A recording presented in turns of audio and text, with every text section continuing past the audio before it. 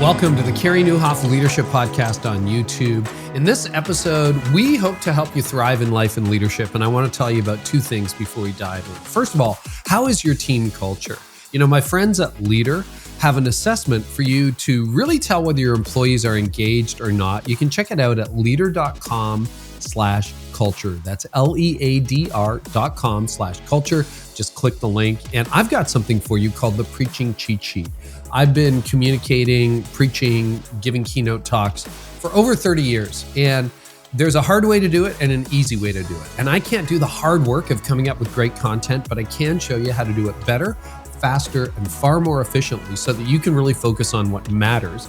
I've got 10 steps inside the cheat sheet that will help you get to a great talk faster starting right now. You can just click on the link or go to preachingcheatsheet.com. That's preachingcheatsheet.com. And now to today's episode. Will, welcome to the podcast. Thank you so much. Excited to be here. Well, I'm very excited to have you. I think I told you before we hit record, your book, Unreasonable Hospitality, is hands down one of the favorite books I've read in the last 5 years. You get a book where you're kind of sad it's over. And I said that to my wife. Like normally, there's the podcast prep read, and then there's no, I'm really going to read this book. And I was like, oh, that's it. Gosh. And it's not a short book, but it was really good. And a huge fan of the Big Brunch too, that you did with Dan Levy. That was just incredible. So really thrilled to have you here. But I'd love to start with your dad and your work in restaurants. And maybe you could take us back to that dinner you had, I think you were about 12 years old, at the Four Seasons restaurant that your dad took you to.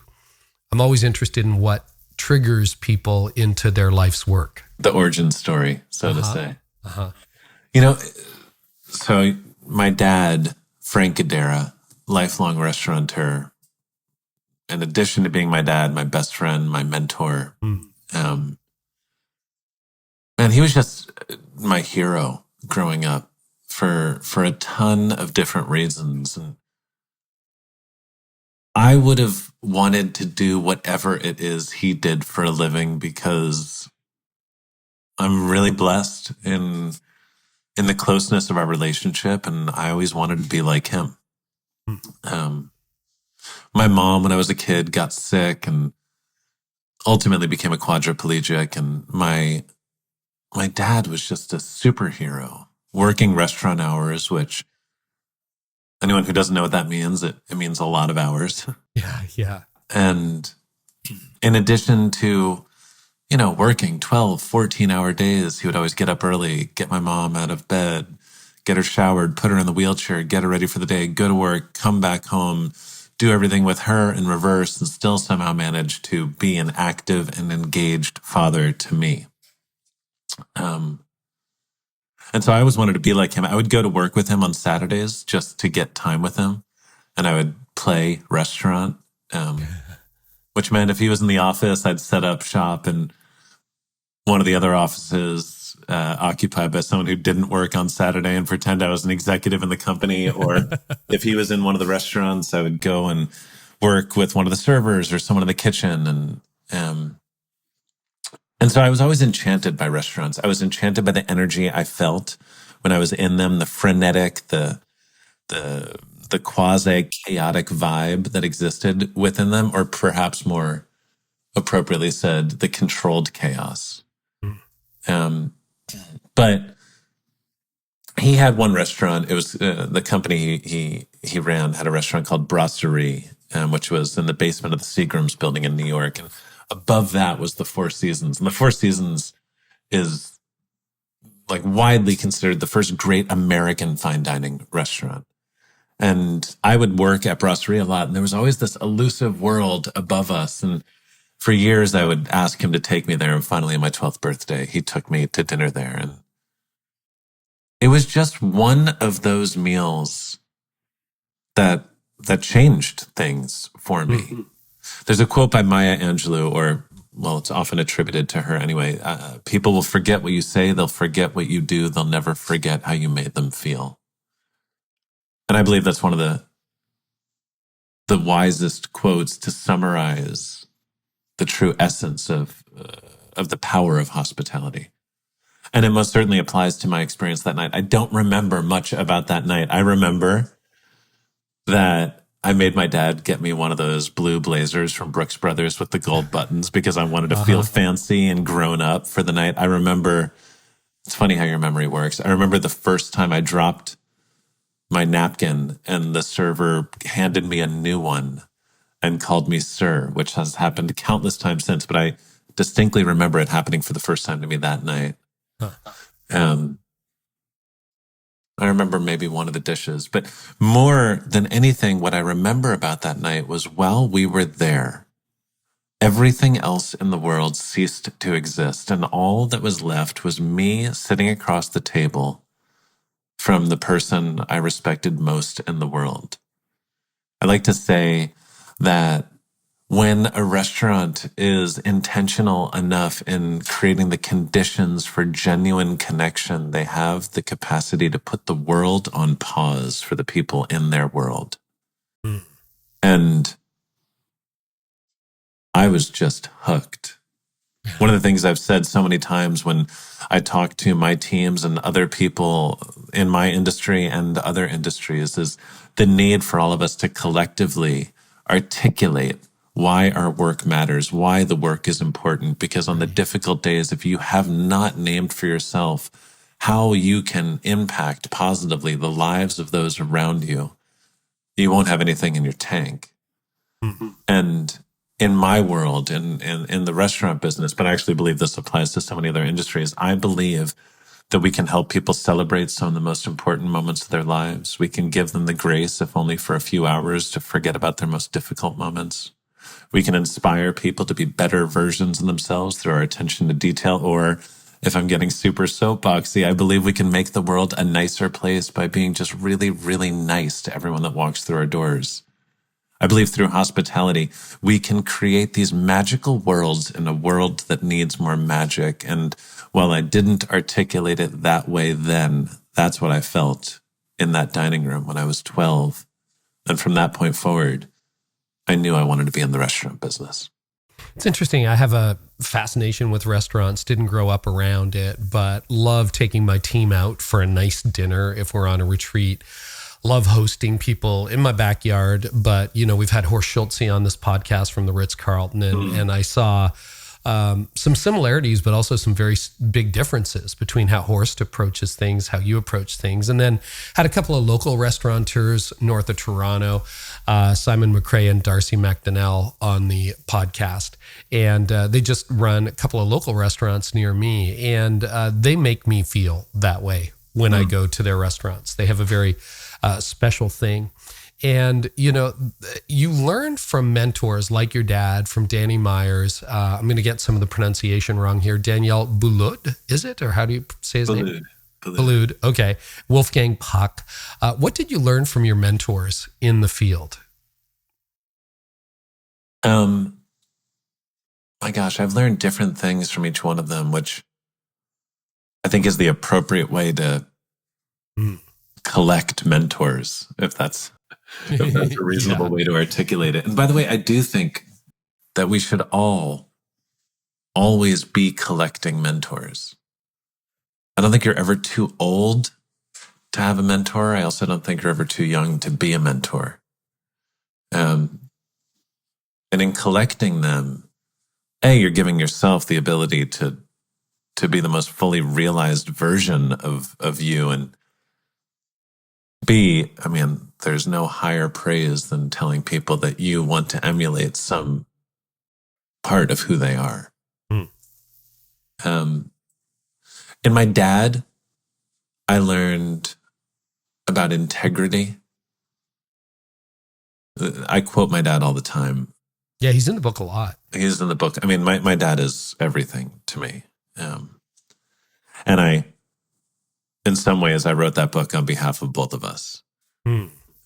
Someone said, "Hey, your dad needs to write a book." And I said, "I think I already took all of his stuff." But one of his quotes is, "When faced with challenging circumstances in your life, ask yourself what right looks like and do that."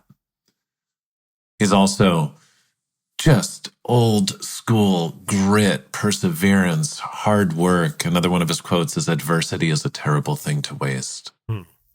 Life has thrown some hard stuff at my dad. My mother's condition. My dad later got pancreatic cancer and beat it.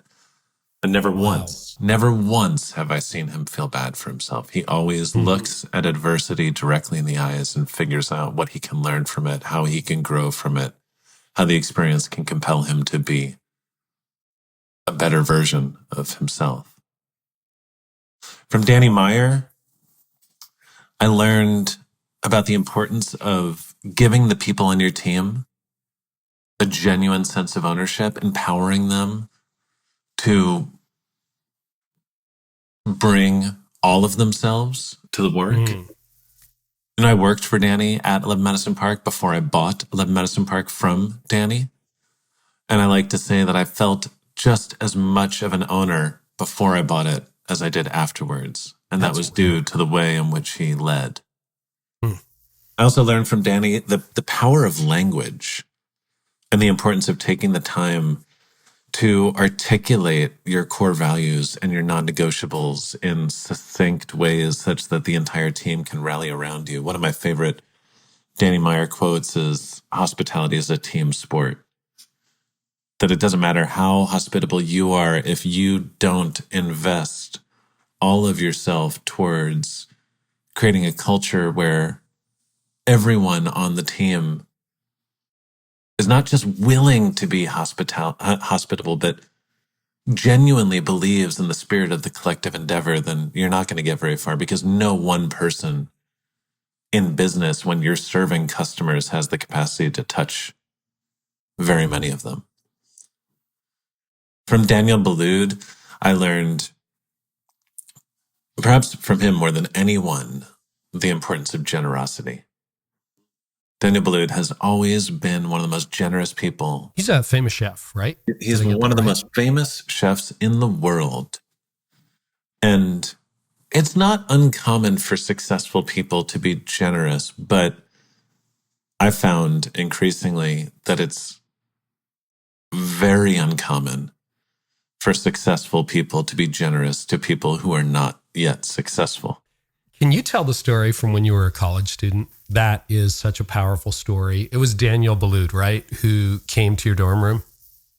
Yeah, so I was in a class called Guest Chefs at Cornell, which was just the coolest class. It was a class where a chef from somewhere in America would come up and you would put on a dinner with them that people who lived in Ithaca would buy tickets to go and experience. So you're actually putting on like a proper meal for the public, and you're doing it under the tutelage of a chef.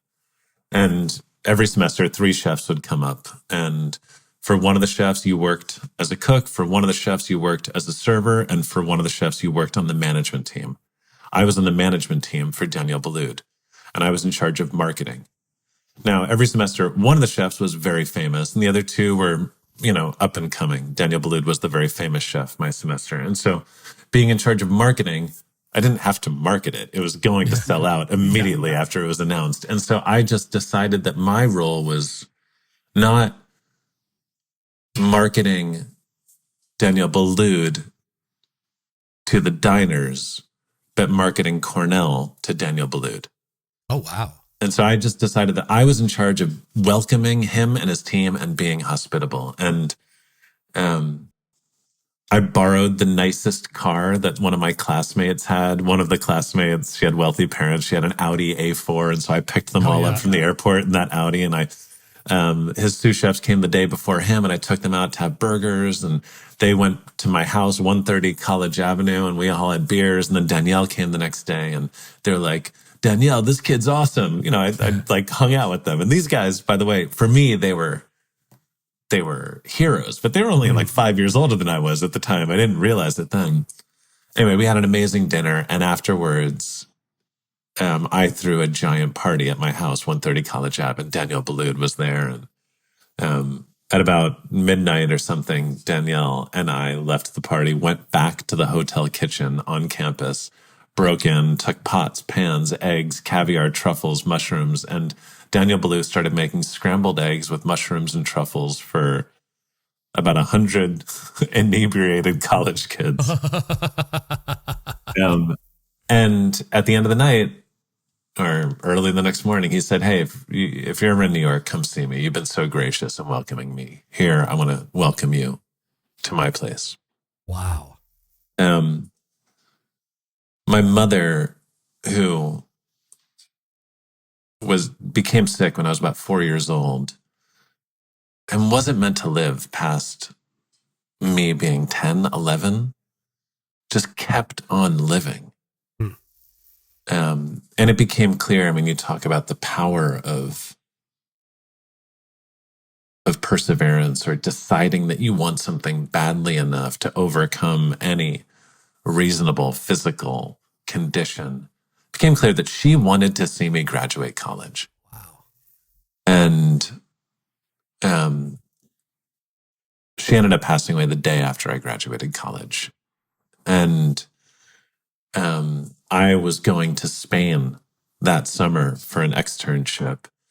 And my dad and I went to Daniel Boulud's restaurant the night before I left for Spain. And I emailed him and I said, hey, is there any chance I could actually come to your restaurant? And not only did he invite us into the restaurant, but he put us at this amazing table. There's this one table in this room that sits above the kitchen with a giant glass window. So you're overlooking the kitchen. And he served us every single course himself, stayed until the wee hours, did not even give us a check. When I talk about the nobility of serving other people, at the Four Seasons, I learned how a restaurant can help you celebrate beautiful moments. At Danielle, that night, I learned about how it can give you the grace to forget about the hard moments, because without question, one of the, if not the saddest moment in my dad and my life, that night was one of the greatest nights I can ever imagine having. Wow. And here I was a college kid. And Daniel Boulud comped me a meal. And so back to the original question, from him, I learned that you don't decide who you want to be generous and gracious towards. You're either a gracious and generous person or you're not. Wow. But you're right. A lot of wealthier people will be gracious to people who can get them something, give them something. But for Daniel Boulud to find this college kid and kind of take you under his wings and cook eggs and caviar at 1 o'clock in the morning for 100 semi-inebriated college students, and then to give you and your dad that moment in a sea of grief. Wow. So that is very, very shaping for you. You tell your story in the book, which is fascinating. We won't have time to get into all of it today. But early on, you understood the power of little gestures and gifts. For example, the feeding the parking meter story. Can you tell that story? It's such a small thing, but I'm like, gosh, I didn't even have a category for that. And I'm just trying to think about all the leaders listening who don't run restaurants, which is 99% of the listenership here. But I think the unreasonableness of the hospitality that you suggest is something we can all embrace. And feeding the parking meter is so powerful. Yeah, and you know, what's interesting is the parking meter was like super early days. Was. That was early in my career as I was trying to wrap my head around what all of this could mean. Was that when you were at the museum? That was when I was at Tabla. That was my actual first restaurant job in New York City, but I was running the front door and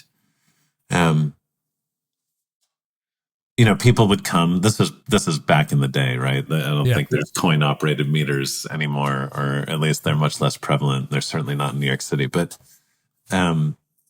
people would come in, and it happened organically the first time, where I greeted someone, I was seating them, I was talking to them. They had come from Jersey, and I was like, "Oh, how'd you get here? You took the train?" You know, just chatting them up, and they're like, "Oh, no, we drove." I was like, "Oh, where'd you park?" They're like, "Oh, at a meter right down the street." And I knew those meters. I'd parked there before. And there was no way to give that meter enough coins to actually make it through the entire dinner. Fair enough. And so just organically, the first time I said, "Hey, well, let me know where your car is. And I'll make sure we keep the meter filled so you can just not have to worry about that and just sit here and enjoy the night. I would say that there's few things more energizing than the look on someone's face when they receive a gift you're responsible for giving them. And when you do something naturally or organically and you see that look, that is the world telling you to slow down for a moment and systemize it. Because if you can make more people feel like that through taking a few simple steps, athletes always go to the tapes and they've had a bad game to see what they could have done better. They don't often enough go to the tapes and they've had a good game to see what they did well to make sure they keep on doing that. It's how you put intention to intuition. It's how you systemize moments of organic innovation. And so we just made it a system at the restaurant. Going forward, every host, when they were seating someone, just had to chat them up and try to figure out how they got there. And if they drove, figure out where they parked. And if they parked at a meter, we would just do that automatically. It cost us, 75 cents? Yeah. And I guarantee you, from the get-go, before they'd even sat down at their table, they were inclined to want to love the rest of the meal because they felt seen and they felt served. And this is like the presiding theory of the entire book, it made our team happy too, because it feels good to make other people feel good. And we gave them an easy to deploy system to bring joy to other people. Well, and it's so counterintuitive. I imagine you probably had the odd customer reach into their pocket and say, here's some quarters, here's $1, like go feed the meter. And you're like, no, this is on us. Yeah. And that gesture just feels so magnanimous. One of my favorite things we do here on the podcast is, I started this as a hobby 8 years ago, and I never in a million years thought we'd hit the kind of numbers that we've hit on this podcast. So we kind of made this thing early on where if we hit a milestone, the listeners who are responsible for it would celebrate. So I think we'll hit 30 million soon in downloads, and we'll probably do another giveaway. We'll probably do a Starbucks giveaway. So we buy $1,000 in Starbucks gift cards, which is a lot of money, but not really. And then we parse it out over the course of the day on social. And we say, hey, if you're a podcast listener, listen in. Just follow me on social and we'll buy you a latte. So people are getting their flat whites or cortados or macchiatos or whatever. Honestly, Will, it's a $4, $7 drink. That's it. The level of gratitude that we get when people tag us, thank us, you would think we gave them $1 million. And it's one of my favorite days. We get to see all the tags, all the people, and it's like a $5 Starbucks card. And they just thought it was the best thing ever. Like those little gestures go a long way. Well, yeah. And I mean, listen, I always say that there are people at the holidays who like to give gifts and those that like to receive them. But both are just as selfish, because the people giving the gifts, their gift is the look on the person's face when they receive it. Yeah. Like over time, my restaurant became known for these one size fits one gestures, these over the top ideas that were very, very specific to the people receiving them. But, in the meters, in the feeding the meter and countless others, what we also learned was that you can systemize improvisational hospitality through simple pattern recognition. Anyone that serves people, and I would say of the people listening to this, just statistically speaking, at least 80% of them are serving people in some way, shape, or form. Oh, yeah, for sure. If you look closely enough at your relationships, at your business, and choose to be intentional in pursuit of those relationships, you're going to find simple patterns. And if you seize on them, you can do extraordinary things. Like in the restaurant, people get engaged a lot. Mm-hmm. And at any restaurant, if you get engaged in the restaurant, they pour you a glass of free champagne, right? That's just kind of the status quo.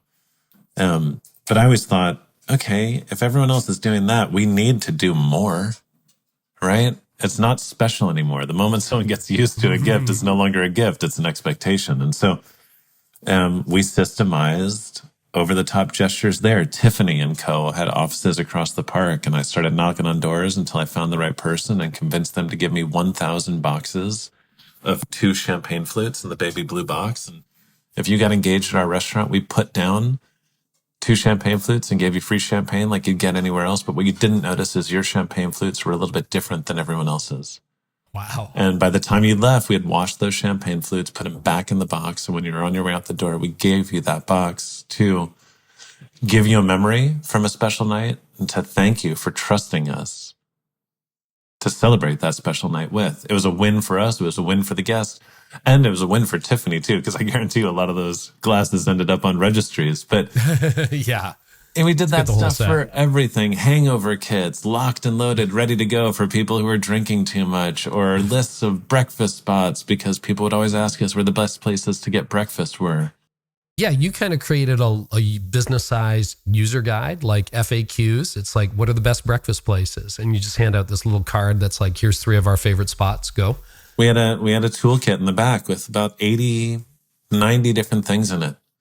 And they were all just based off pattern recognition. And we just gave everyone on our team a bunch of stuff that was easy to deploy, designed to make people realize that we cared enough about them to listen to what they were saying and then to do something with what we heard.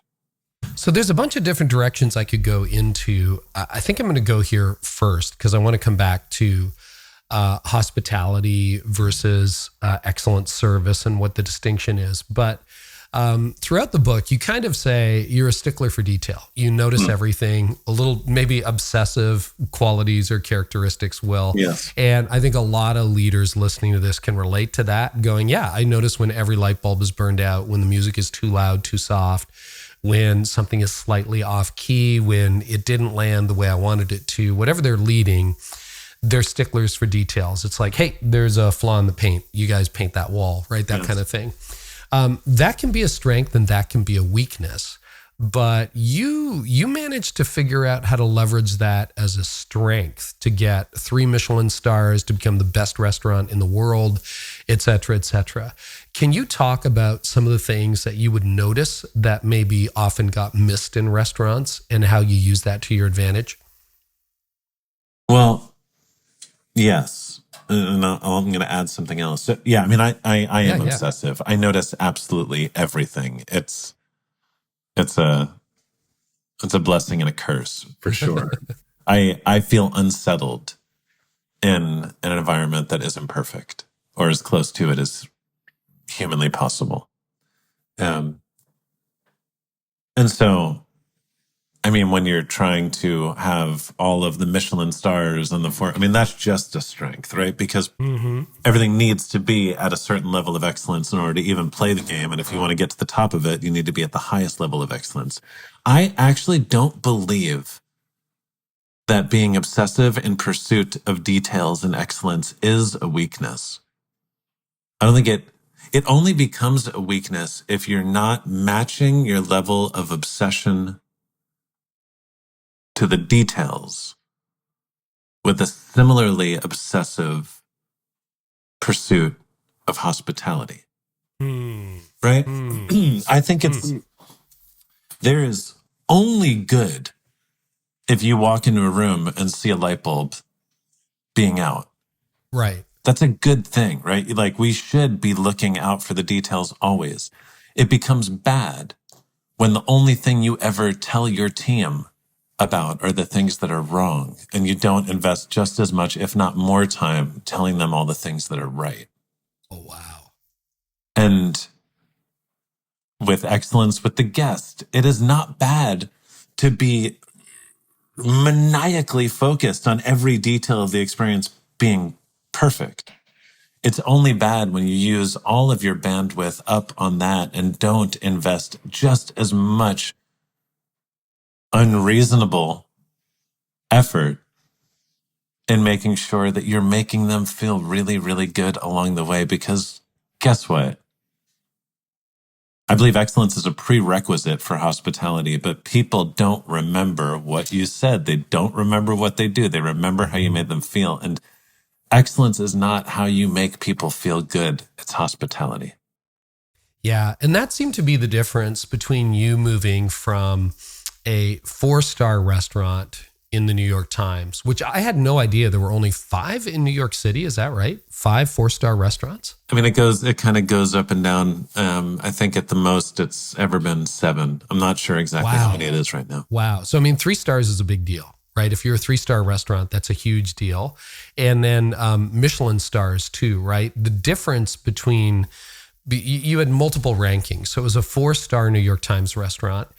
You eventually, 11 Madison Park became a 3-star Michelin restaurant, which we'll explain in a few minutes for those who don't know the Michelin thing. And then there was an award where you became the best restaurant in the world. You went from number 50 to number 1 over a number of years.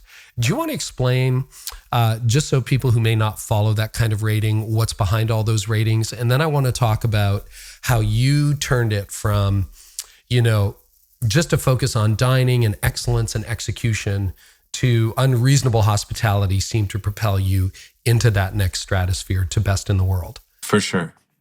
So, okay, in New York, the New York Times, in America for years, I mean, Michelin only came to America maybe 15 years ago.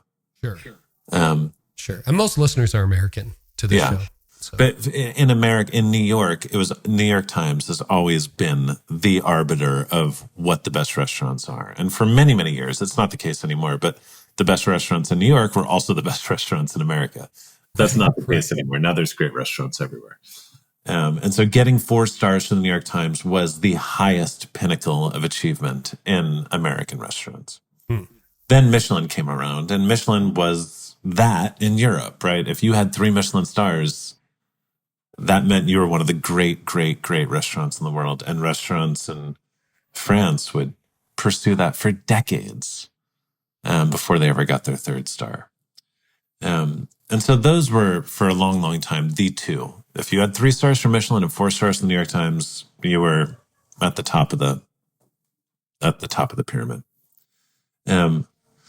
But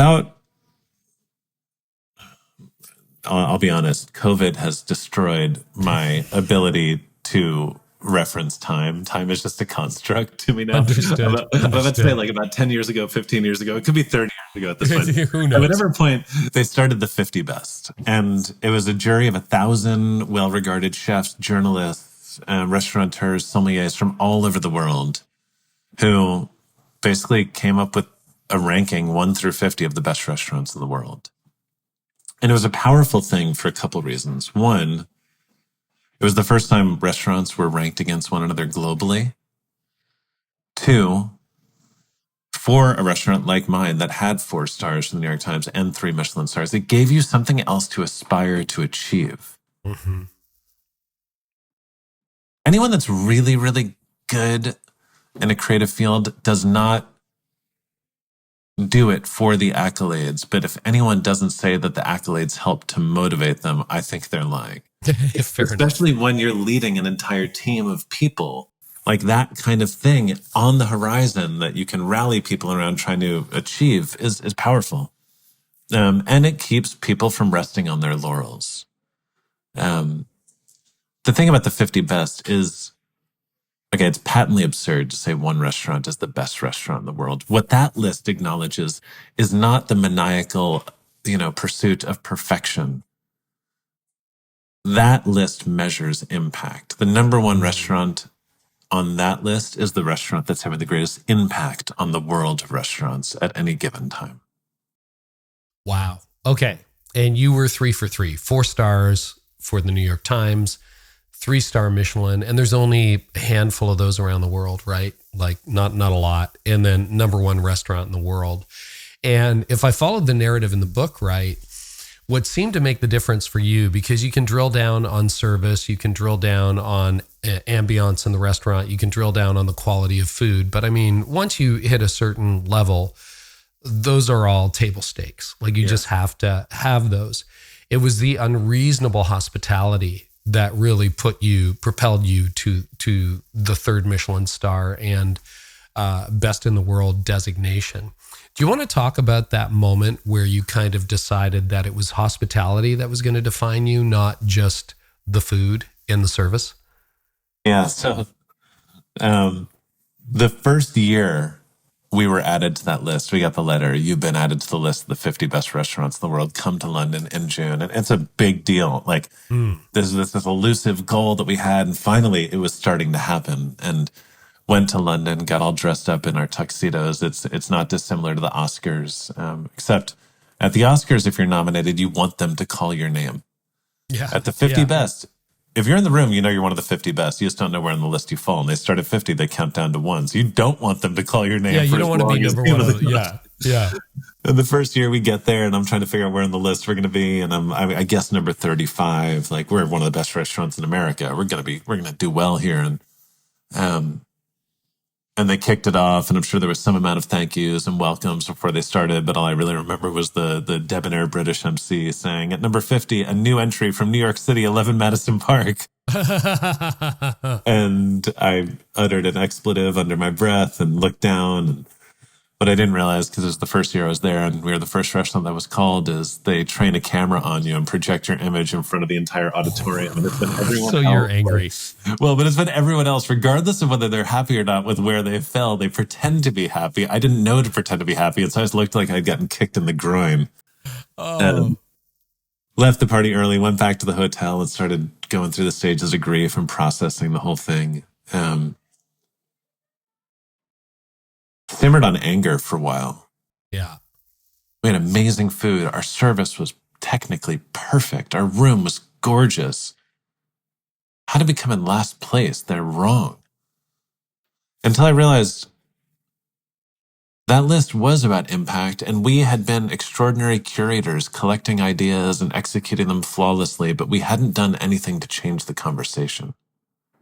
When I looked at people who had topped that list before, it was a chef from Spain who pioneered molecular gastronomy. He created a whole new approach to cooking. And by the way, that approach to cooking has infiltrated restaurants around the world. Whether you realize it or not, when you're at your local Applebee's, they're probably using a technique that this guy in Spain developed. There was a chef in Copenhagen that pioneered the whole idea of like foraging for ingredients and making the experience like hyper local in terms of the ingredients you're consuming. Those chefs and everyone else that topped the list before us became number one because they were unreasonable in pursuit of moving the conversation forward. They were unreasonable in pursuit of the product they were serving. They were unreasonable in pursuit of the technique, the plating, the ingredients, the sourcing, the training. They were unreasonable in pursuit of what needed to change.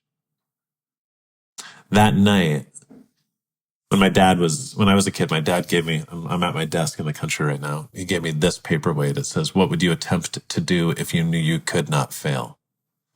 And I've had it on my desk since I was a little kid. And he always told me that far too many people refuse to answer that question honestly out loud for fear if they do and they don't achieve whatever the goal is, they'll let themselves and those around them down. But if you don't have the confidence and conviction to say your most audacious goal, it's unlikely you'll ever achieve it. And so that night on a cocktail napkin, I wrote, we will be number one in the world. But then underneath that, I needed to write what our impact was going to be. And if they all made their impact by focusing on what they were serving, I wanted to be focused on the way we made people feel when we served them.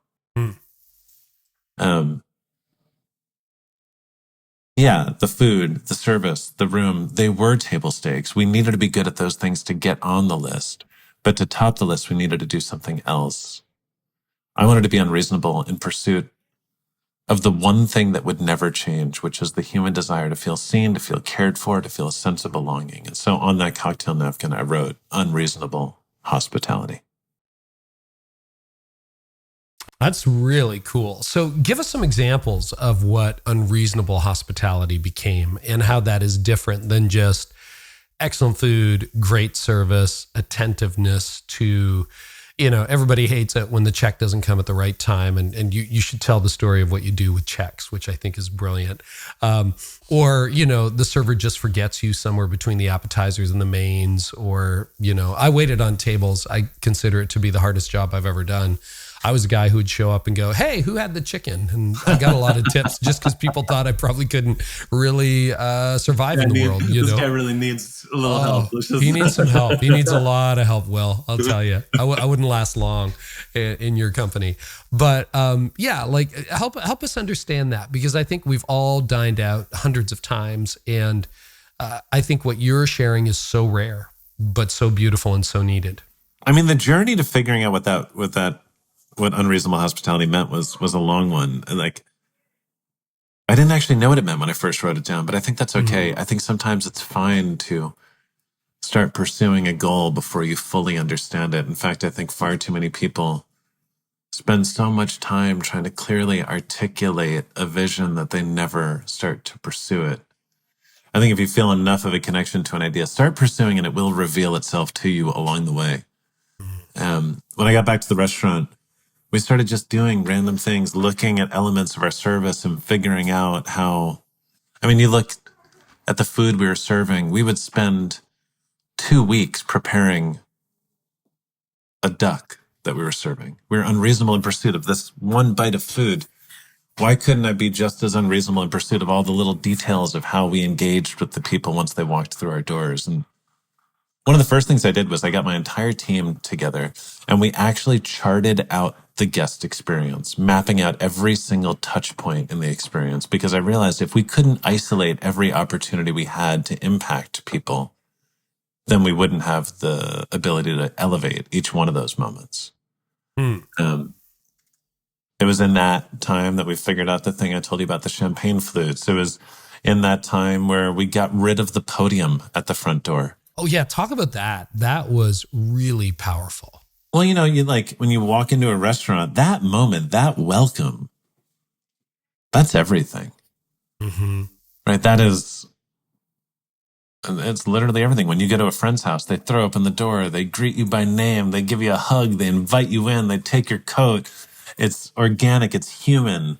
And then you walk into most restaurants, there's a person standing behind a literal barrier to human connection, like a physical object with the glare of a computer screen. You say your name, they ask you what your name is, that you say your name, they stab around at a computer screen, turn to the person next to them, say, take him to table 23 or something, and you walk away. It's the least human way to begin an experience that I believe should feel like one of the most human exchanges of the day. And so we figured out how to get rid of the podium.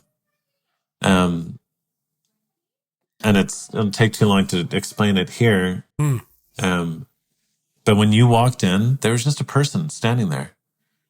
And they recognized you when you walked in. They greeted you by name, even if you'd never been to the restaurant before. And then someone came over and just took you and brought you into the table. Yeah, they would say, "Hey, Mr. Nieuwhof," right? Yeah. And you can read the book to figure out how we did it. Here's the thing. It wasn't hard. It just required being willing to try harder. The thing we did at the end with the check, again, not hard, just being willing to try harder and to lead with generosity. The check is like one of the hardest moments in the entire restaurant experience, because for anyone who has not worked at a restaurant, you can probably still relate to this.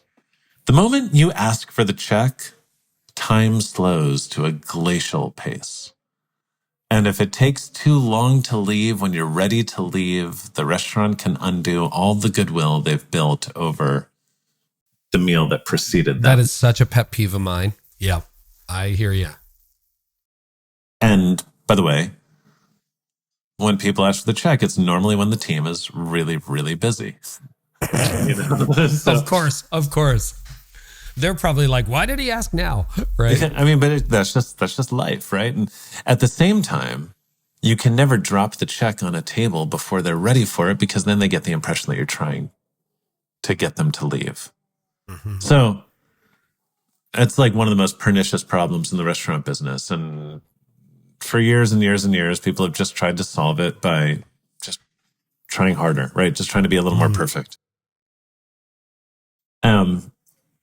Through devoting time to be intentional in how we could elevate that experience and make people feel good along the way, we came up with the following. When we knew you were done, you just hadn't asked for the check. We would walk over to your table with a bottle of cognac. And we put a glass in front of you and the person you were dining with. We'd pour a splash of cognac into each one of your glasses. And then we'd put the bottle on the table. And we'd say, hey, this is some cognac. It's with our compliments. I'm going to leave the bottle here. Help yourself to as much as you'd like. And by the way, the check is right here whenever you're ready for it. Brilliant. So now the check was there. No one would ever have to wait for it again. And there was no way they could ever think we were trying to rush them out. We had just given them an entire bottle of free booze. Exactly. And by using that as the solution, we ended the experience with a dose of extraordinary generosity. And I always talk about how like the greatest experiences are ones where it feels like you're at a friend's house for dinner. One of my favorite moments at being in a friend's house for dinner is the end of the night when there's just a little bit of the bottle of wine left on the table and someone reaches over and grabs it and pours what's left into everyone's glasses. And I wanted that to happen. In a meal where we were waiting on you hand and foot, I wanted you to be the last person that poured a glass. Cool. And so we did a bunch of stuff like that. We kept going further and further. And then one day on a busier than normal lunch service, and this story has become perhaps like the most told story from the book, but it's important to tell for those who haven't heard it because it was a pivotal moment in the process. I was helping the servers in the dining room and I was clearing a table of 4's appetizers. And they were like lovers of restaurants on vacation in New York, heading to the airport to go back home after their meal. And I overheard them talking about the amazing trip they'd had, talking about all the restaurants they'd been to. Now they were at 11 Madison Park, but then one of them jumped in and said, yeah, but you know what? The only thing we didn't have was a New York City hot dog. And it was like one of those light bulb moments. And I ran out to the hot dog cart on the corner. Literally a like cheap street hot dog. Yeah, a street hot dog. So I went out to the cart. They were selling them for $2, bought a hot dog, ran back into the restaurant, somehow convinced my chef to serve it. We cut it up into 4 perfect pieces, adding a little swoosh of ketchup and a swoosh of mustard. And before their final savory course, which was the duck I was saying before, a honey lavender glaze, dry aged for 2 weeks duck, I brought out what we in New York call a dirty water dog and put it on the table. And I explained it. I said, I want to make sure you don't go home with any culinary regrets. And they freaked out. I'd served foie gras, lobster, Wagyu beef, all of it over the course of my career. I'd never seen anyone react to anything I'd served like they did to the hot dog. To the thing I was saying with athletes before, I went back to the tapes. Okay, what happened so that could happen? And what do we need to start doing to make sure it happens all the time? And it was 3 things. The first was it required being present, which is a way overused thing these days. But for me, being present is just caring so much about the person you're with that you stop caring about everything else you need to do. I think so often in work and in life, we have such long to-do lists that we're not able to slow down for long enough to actually listen to the people around us, the things they're saying and all the things they're not saying.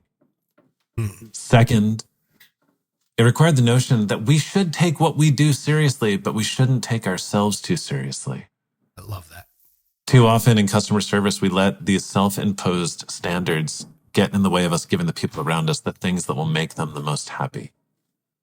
A hot dog in a 4-star restaurant is sacrilegious until you look at the way it made them feel.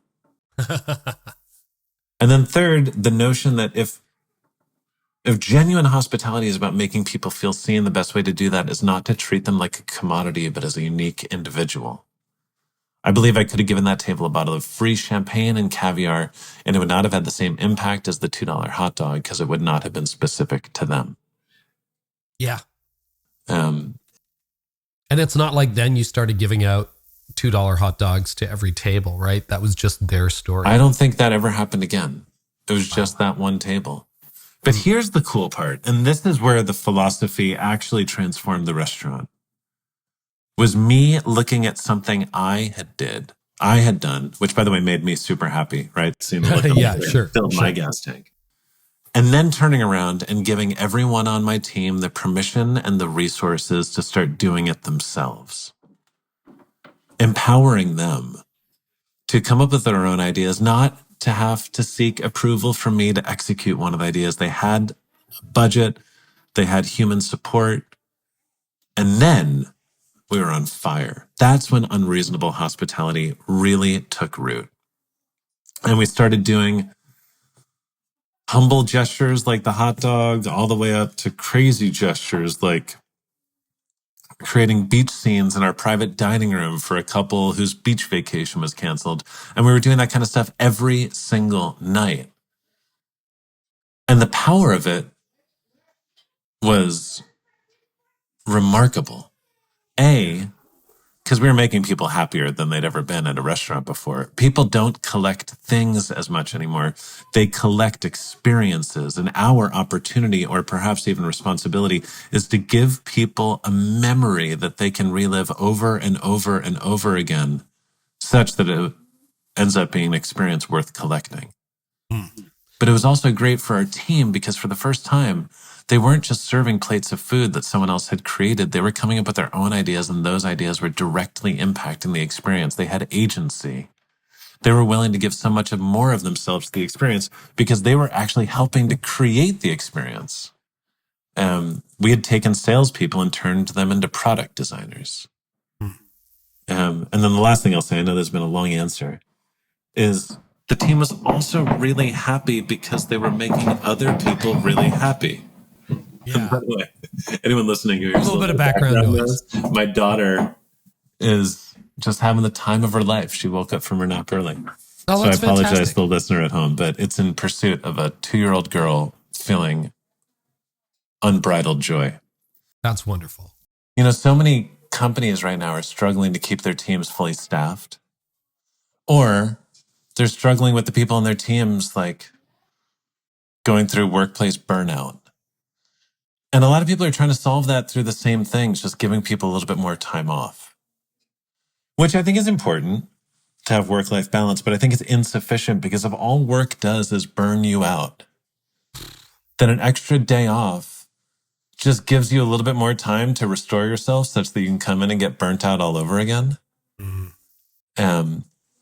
Creating an environment of hospitality where everyone on the team gets the beautiful, re-energizing feeling of bestowing graciousness, I think is one of the most sustainable ingredients you can add to a culture.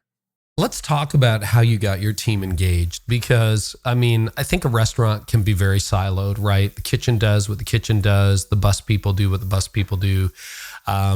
Servers, managers. You seem to be able to get everybody working together, deeply engaged, coming up with solutions and even owning, you know, all of the ideas behind Unreasonable Hospitality. I know it took a number of years, but how did that happen? What'd you do? Well,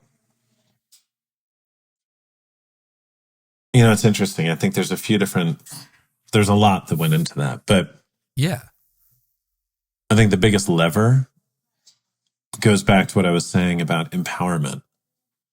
That the more ownership people feel over the direction you're going, the more inclined they are to work hard to help you get there. I think this is a human thing, but it's exacerbated generationally. Being a great leader, once upon a time, all it required was being the person in the room with the confidence and conviction to say, this is where we're going. Right. Then over time, that wasn't enough for people anymore. They wanted to be inspired why they should want to go there. Now, I don't think that's even enough anymore. I think people want to feel like they have a hand in deciding how you're going to get there. And by the way, I can relate to that. It's much more fun when you feel like the people who you work for care enough about your opinion to take the time to listen to it. And as a leader, it's more strategic because the collective brain power, intelligence, and creativity of many will always be that much greater than that of one or two people at the top of the hierarchy. Mm-hmm. Early on, we recognized this, and we started doing strategic planning meetings where, you know, for a day or two every year, we'd close the restaurant and invite every single person on the team in for a day or two of brainstorming. We'd remind people of our mission statement, give them the vision statement for that year and the strategies we wanted to pursue to help us achieve it. And then we'd break the team up into a bunch of different focused groups and say, how are we going to do it? Give us specific, actionable ideas. And out of those meetings came many of the ideas that put our restaurant on the map and helped bring us to the top. And we made sure when someone came up with an idea and we put it into practice and it worked, to give them all of the credit. Yeah, you really emphasize that, because often a general manager would take credit for it, but you're like, no. That was, Keith over in beverages, or that was Katie who was doing this. Tell me about what that did for your team when you put them in the spotlight. I think it's a win-win-win. It feels good to be celebrated for work that you've done, right? Yeah, and so why would you deprive someone of that? To serve your own ego, to pretend that you did it all? In doing that, you're showing your insecurity that you need to pretend to do everything.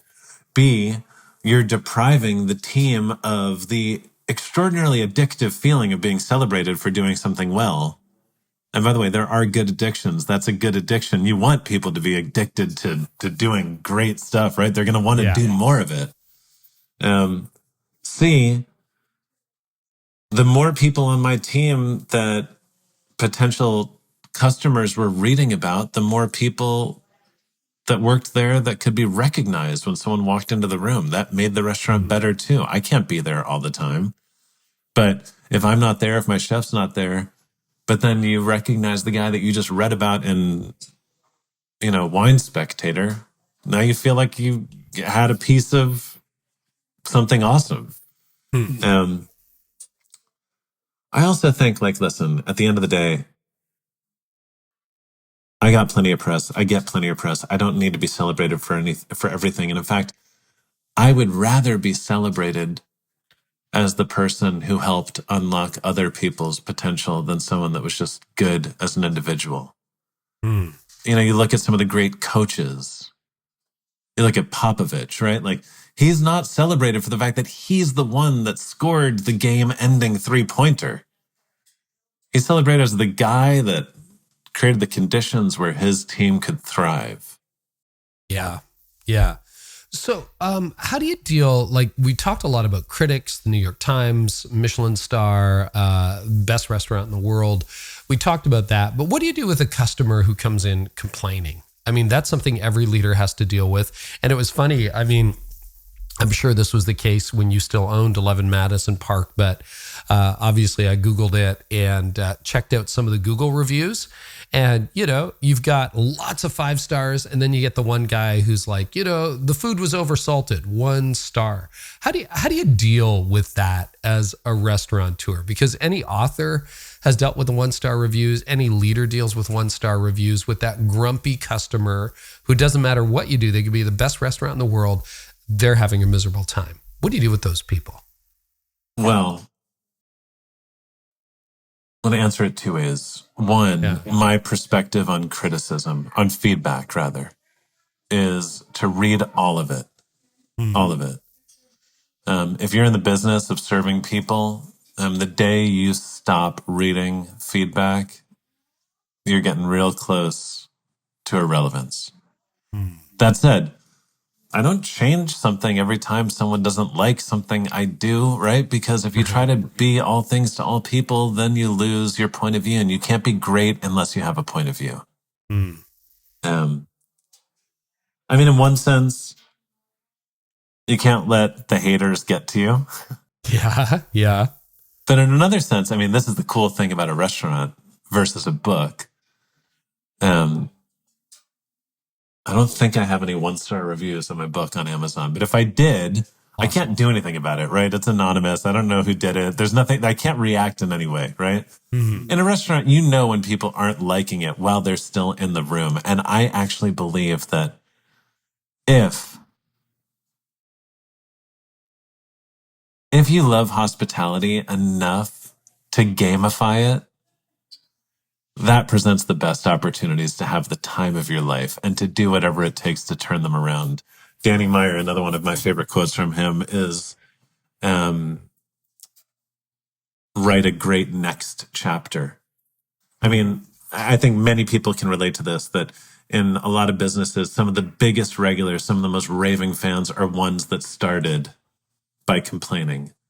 And it was what the business did to turn the experience around that turned them into fans for life.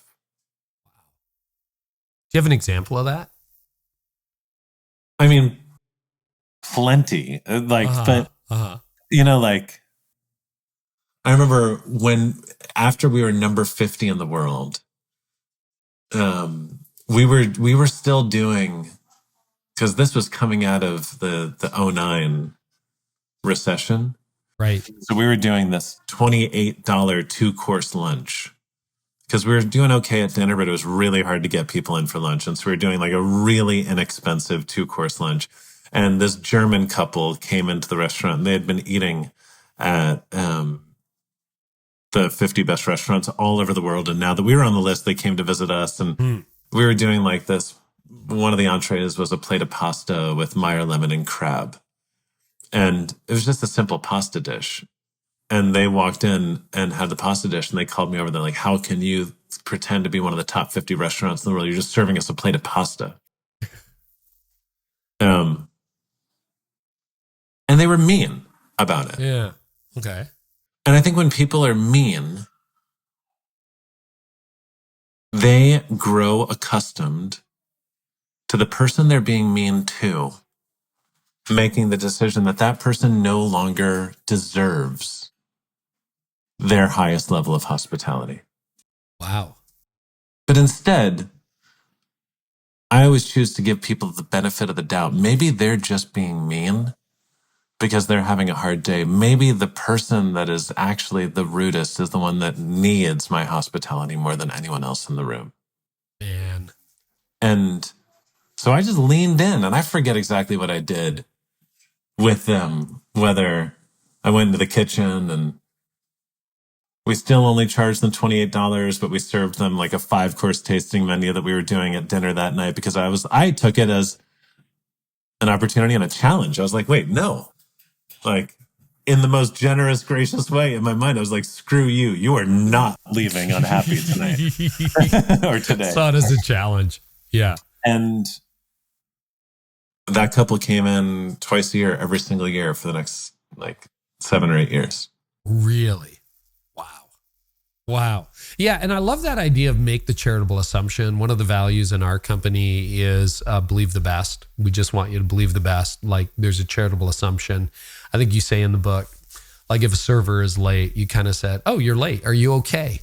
Right? Did something happen? You get caught in traffic? Are you sick? Or whatever, rather than where were you? But you found that to be a much better approach. Yeah.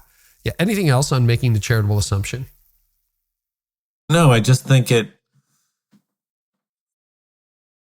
one of the things I talk about, which pertains to a lot of different things, is slow down to speed up.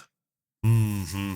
And when someone makes you feel a certain way, that's an opportunity to slow down, take a beat before you react, take a deep breath, and make sure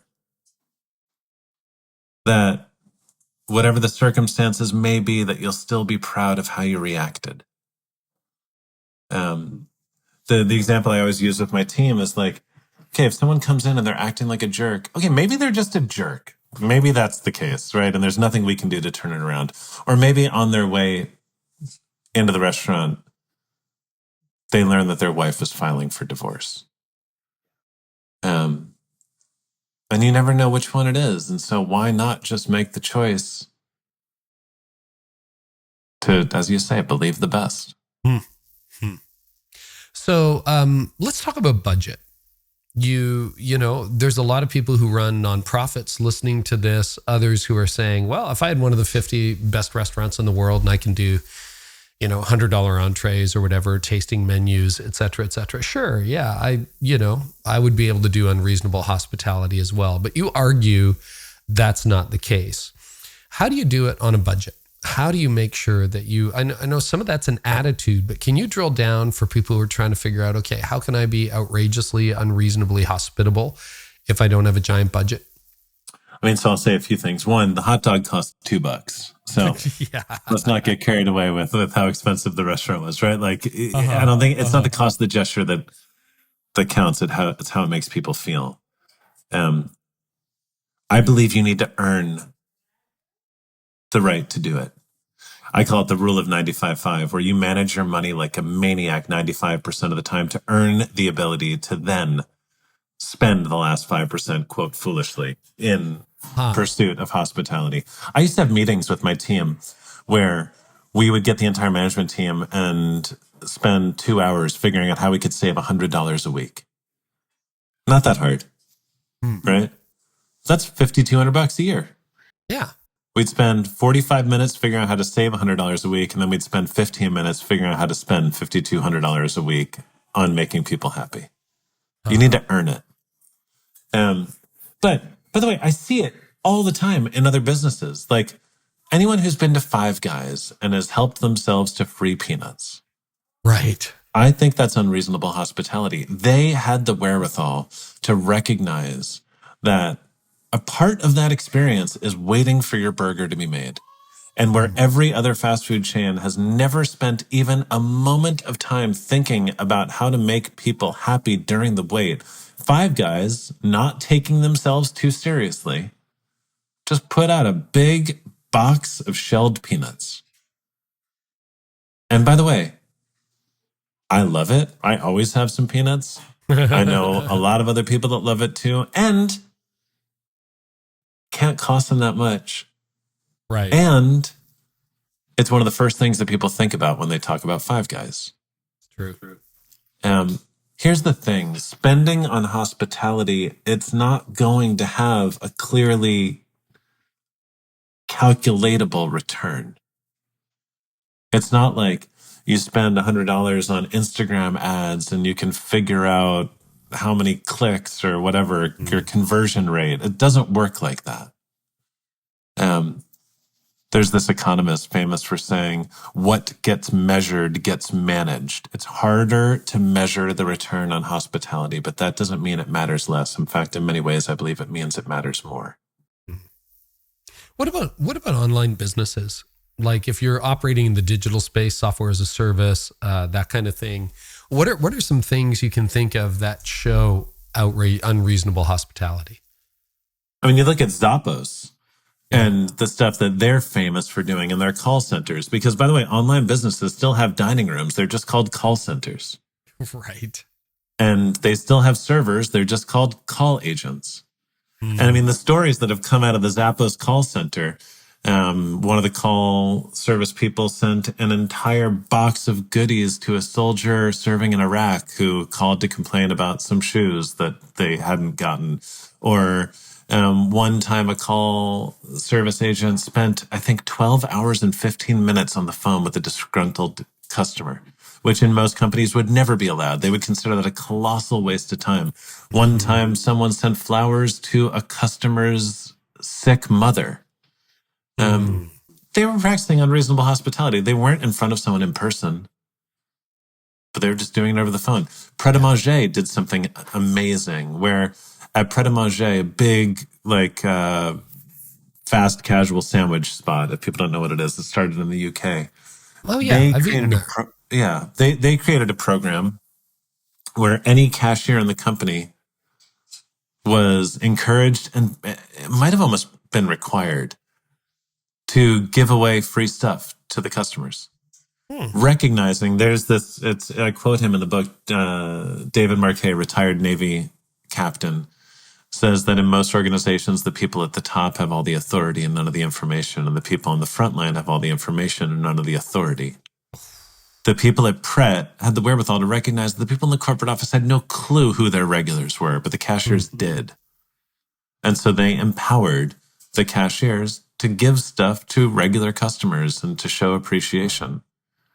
By the way, I also think we're on the precipice of a really exciting time that helps scale these ideas even further, which is just with all the technology that's available to us that can help scale human connection.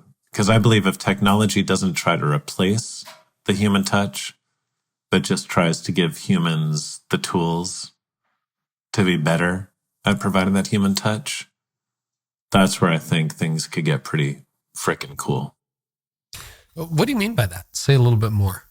Well, a lot of the stuff we did, if you came in once and it was clear to us that you started every meal with a Manhattan and you liked sparkling water over still, and we knew your wife's name and your kids' names and this and that and the other thing, we'd collect all this information. And at the end of every single night, we'd sit down and we'd spend an hour writing notes on everyone and putting them in our systems so that the next time you came in, even if the person that was serving you was totally different from the person that served you the last time, they could kind of get up to date on who you were such that you felt seen when you were there. Right. But it was unreasonable. It took a ton of human hours to make that kind of thing happen. You start to look at what technology is enabling right now and how it can pull information through a lot of the pieces of software already in place in most businesses. And that's just becoming increasingly automated. Right. So back to your getting rid of the podium, I think part of the secret sauce, and I'd encourage people to check it out for themselves, was most people have a public profile. So if you see my name, you Google me, the host that night memorizes my face, the face of my wife, figures out who's coming, and does that a couple times a night for the different seatings. And that sounds impossible, but it's not impossible. And obviously AI technology is going to make that so much easier. Which is interesting. Anyone who's ever been to a Broadway show and seen an actor recite 3 hours of lines that they committed to memory, it's not that hard to remember 45 people's faces, right? Like, especially when you have a cheat sheet that you're referencing over the course of the night. It's not hard. It just requires trying harder. That's something I like to say a lot. That's a great way to look at it. Okay, a couple of quick questions before we wrap up. Number one, The Big Brunch, one of my favorite, if you like cook-off shows and that kind of thing, it was totally different. It was you and Dan Levy, and there were others involved, but that was a delightful show. It didn't have the usual hype. It didn't have the usual competitiveness. And I just wished I could have eaten some of the food. Any highlights on The Big Brunch? And are you back for season 2, or is it a whole new cast with Dan? Well, we're going to see. Discovery bought HBO. Yeah. And so we'll see if there is going to be a season 2. That's not 100% yet. Not 100%. But it was a delight.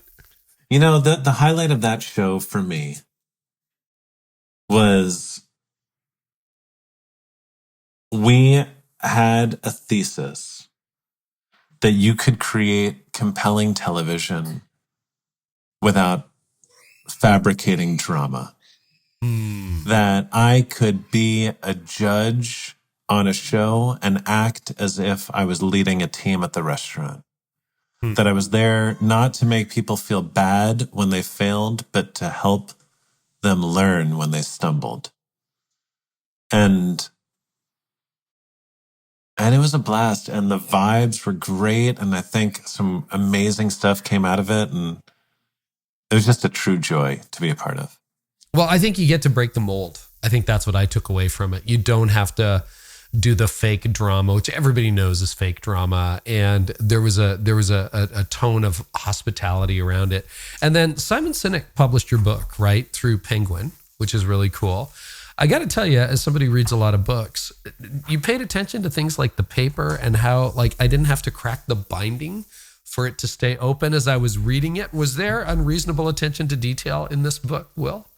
There was tremendous attention to detail. I figured. And in fact, it's like changed these days. I think it was my first book. I've done a bunch of cookbooks, but their first printing was pretty small, and I feel very blessed. It's done really, really well, and so I think we're in like the 8th printing right now. Fantastic. And if I had one book from every printing, you could see a little bit of a tweak between every single printing, because every time I realize there's another little thing that I want to judge.